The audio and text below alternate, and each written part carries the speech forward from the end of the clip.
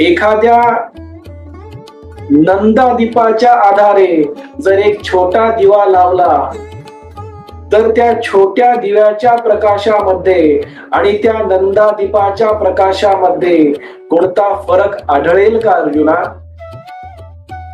त्याचप्रमाणे मी माझ्या भक्ताला ज्ञानाचा प्रकाश देतो, भक्तीचा प्रकाश त्याच्या हृदयामध्ये सदैव जागृत ठेवतो. असा हा माझा भक्त जिथे जाईल तिथे मी दिलेल्या ज्ञानाचा, आत्मज्ञानाचा प्रकाश सर्वत्र झळकवत असतो अर्जुना. मी म्हणजे नंदादीप आणि माझा भक्त म्हणजे छोटा दिवा.